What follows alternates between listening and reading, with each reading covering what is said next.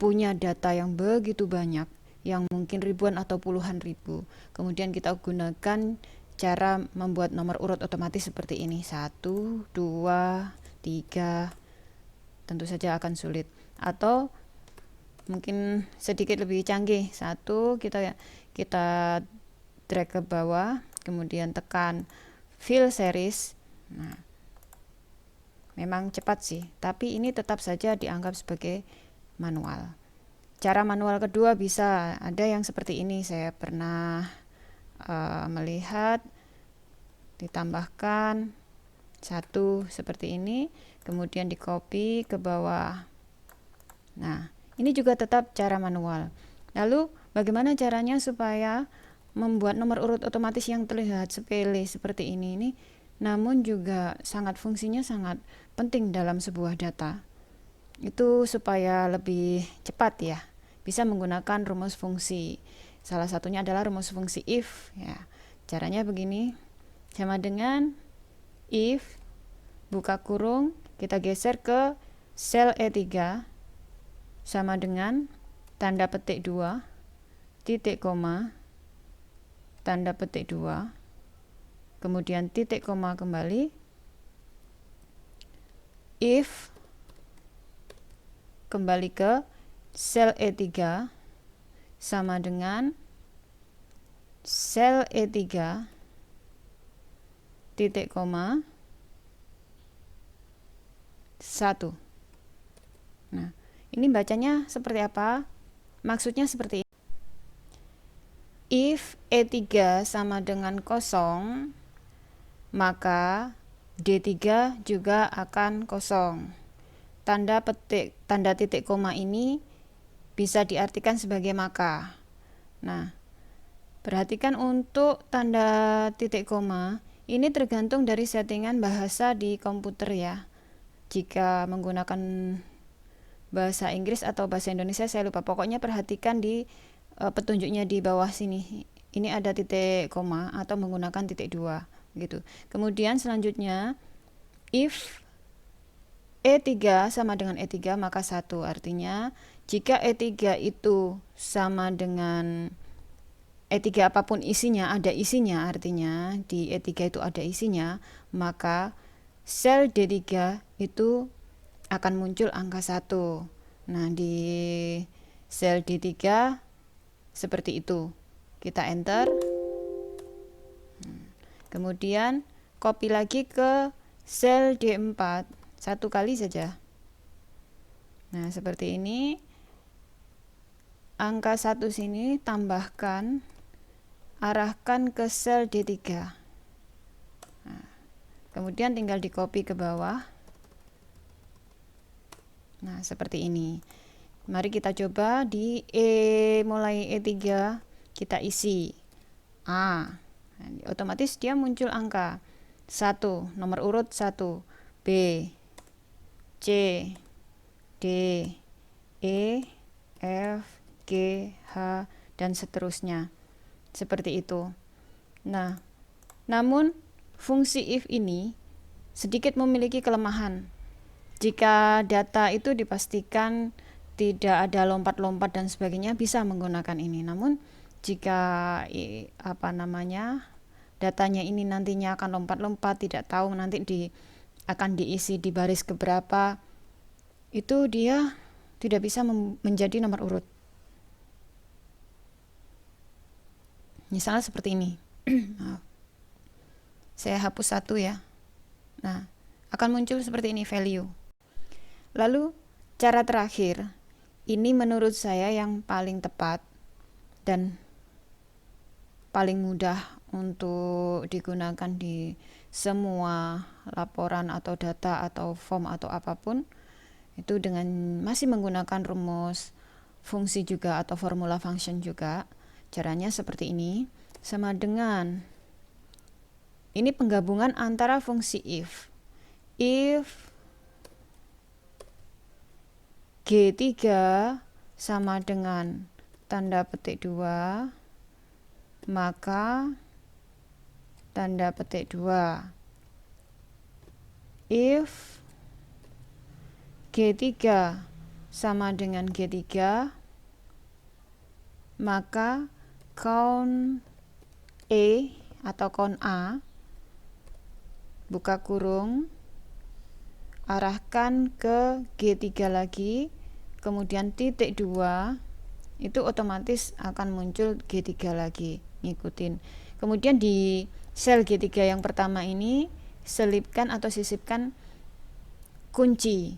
Caranya arahkan kursor ke sini ya, yang klip-klip ini, kemudian tekan F4 cukup 1 kali. F4 itu fungsinya untuk mengunci, kemudian enter, dia ngikutin, tinggal copy ke bawah. Nah, sekarang kita coba, ini namanya menggunakan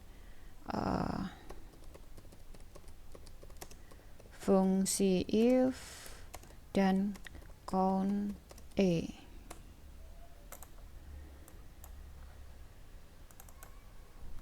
Seperti ini. Ini sudah di copy ke bawah. Kemudian subjeknya kita coba ya. A, oh ya, ini ditengahkan. B, C, D, E, F, G, H, I, dan seterusnya. Apabila ternyata di sel G7 ini kosong ya, lompat hanya, dia tetap akan mengikuti nomor urutnya. Jadi tidak berpengaruh apabila lompat-lompat seperti ini. Nah, dia otomatis. Kemudian pengenalan selanjutnya adalah 4 fungsi subtotal. Di sini sebenarnya untuk fungsi subtotal itu sendiri itu ada banyak. Cuma saya kira ada 4 yang mungkin sebagai dasar yang bisa diperlukan atau digunakan di dalam dunia kerja, di dalam mengolah data dan sebagainya. Yang pertama adalah subtotal sum. Nah, subtotal sum ini juga memang rumusnya adalah menjumlahkan total. Misalnya yang diinginkan adalah jumlah penjualannya. Ini juga subtotal sum ini akan menjumlah keseluruhan dari data. Bedanya apa dengan sum saja? Kalau sum saja, itu ketika kita memfilter data,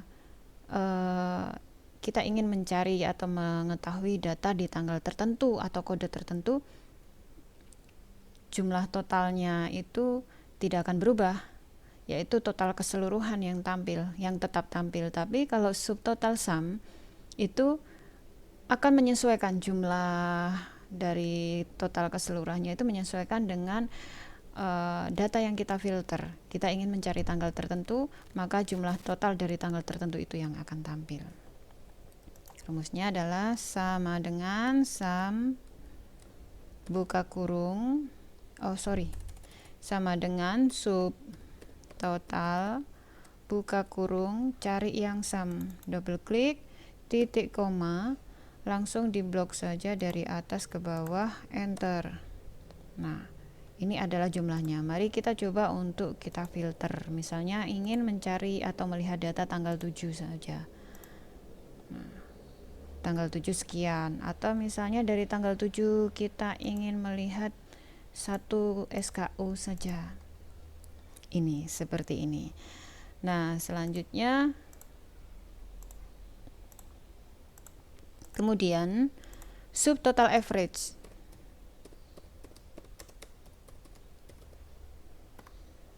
Subtotal average fungsinya saya kira semuanya sudah tahu, average adalah rata-rata. Rumusnya adalah sama dengan subtotal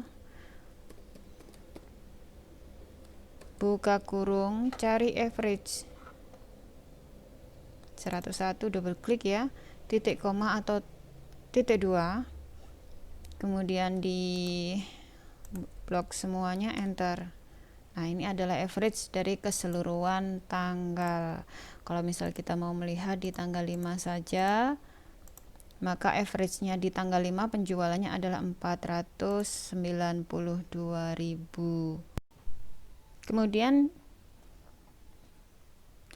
Kemudian yang terakhir adalah subtotal min.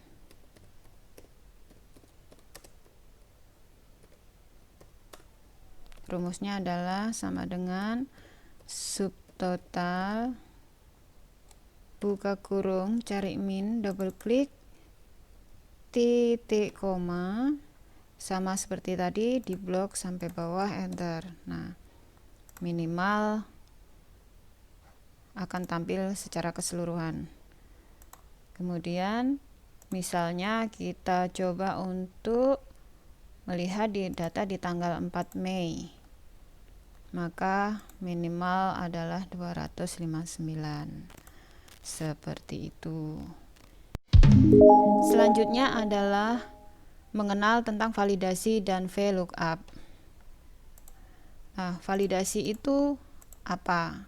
Validasi itu bisa berfungsi untuk membuat menu drop down list. Jadi daftar menu drop down apabila kita memiliki banyak data, sehingga daripada harus mengetik satu-satu, lebih baik kita buat listnya. Caranya bagaimana? Nah, begini. Yang pertama, kita nggak usah ngetik data ulang ya, kita ambilkan dari sini. Yang jadi acuan adalah SKU atau kode barang. Kode barang ini sebagai satu sumber datanya. Kita blok sampai bawah, kemudian perhatikan di sini name box ini, klik saja, ganti apa saja terserah yang dimau. Misalnya nama kode, kecil aja, kode, enter.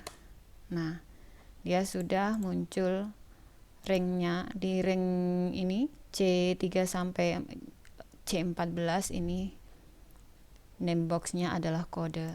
Nah, kemudian kita kembali ke validasi. SKU ini kita blok dari C3 sampai C14 atau sampai dengan kolom yang diinginkan. Kemudian menuju ke menu data, cari data validasi. Nah, di sini ada any value diganti dengan list. Kemudian di source-nya ini tulis sama dengan tadi kodenya, tadi name box-nya ditulis kode ya. Nah, kemudian diklik OK. Sudah. Nah, di sini akan muncul langsung apa tadi SKU-nya ini. Kita sebutkan seperti ini. Nah, akan tampil, mempermudah daripada mengetik satu-satu, kita pilih seperti ini. Nah, kemudian selanjutnya yang berkaitan dengan VLOOKUP. VLOOKUP itu fungsinya apa sih? VLOOKUP itu untuk mencari data dan mempermudah kita mencari data yang jumlahnya banyak sekali, tanpa harus melihat satu persatu. Caranya sama dengan misalnya gini, SKU 41395, ingin mengetahui deskripsinya atau nama barangnya itu apa sih? Sama dengan VLOOKUP buka kurung, arahkan ke C3, kemudian titik koma atau titik 2 ya, mengarah ke fungsi subtotal. Kita blok aja yang seperlunya, dari mulai SKU C3 sampai dengan D14. Kemudian jangan lupa tekan F4 satu kali. F4 satu kali itu untuk mengunci.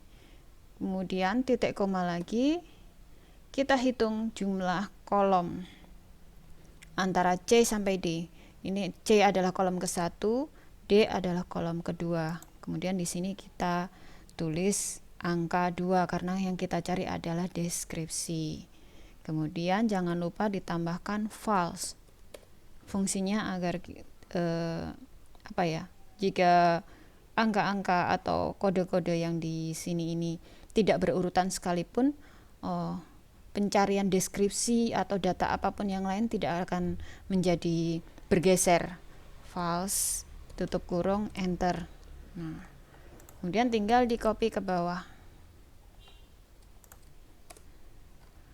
Nah, ini ada satu tambahan lagi untuk kode-kode NA seperti ini. Gimana sih caranya supaya ini tidak terlihat? Bisa menggunakan, ada beberapa. Bisa menggunakan yang paling gampang adalah di depannya VLOOKUP ditambahin if error. Kemudian belakang sendiri ditambahi titik koma, tanda petik 2 aja. Tanda petik 2 yang di sini, jika di artinya jika di C, kolom C ini kosong, maka di D ini akan blank juga, tidak ada apa-apa. Tapi kalau di sini diganti 0, maka nanti di deskripsinya sini di kolom D akan muncul 0 seperti ini. Misalnya kita copy ya ke bawah.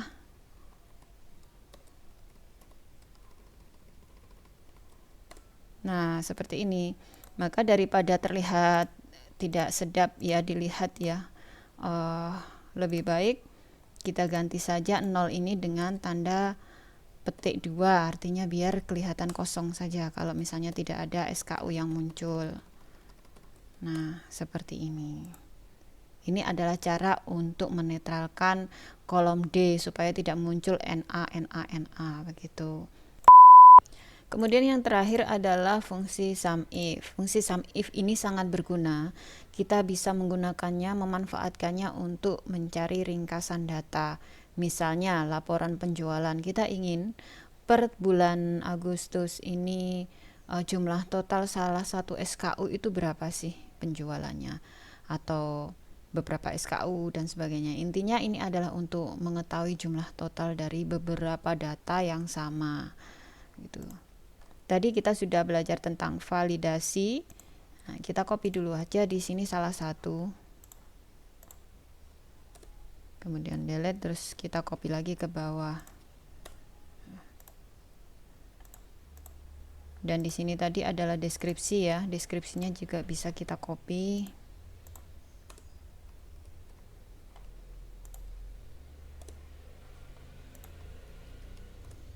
Nah, kemudian kita coba salah satu.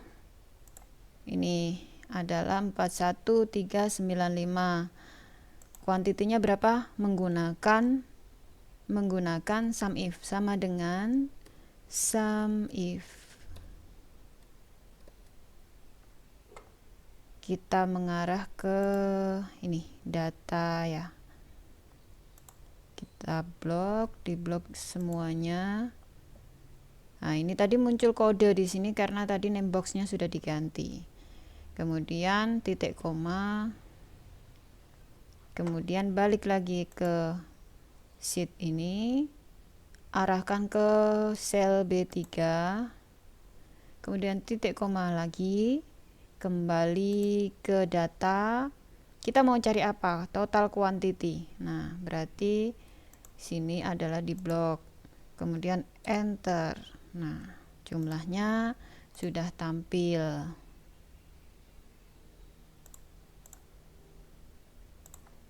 Kuantitinya 1.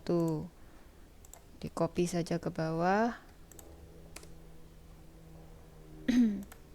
Di sini misalnya ingin tahu 75262. Oh, jumlahnya adalah 4 dari total penjualan di bulan Mei.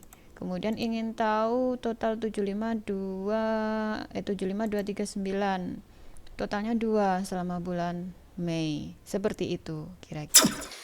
Nah, teman-teman, itu sedikit ilmu yang saya bagikan. Mungkin saya sendiri juga masih banyak harus belajar ya. Tapi kita hanya bermaksud untuk saling sharing saja. Jadi mudah-mudahan ini bisa bermanfaat bagi teman-teman semua. Apabila ada yang ingin mengusulkan untuk membuat satu bentuk formula atau tabel atau apa, silakan tulis di komentar. Insya Allah nanti akan saya buatkan. Terima kasih.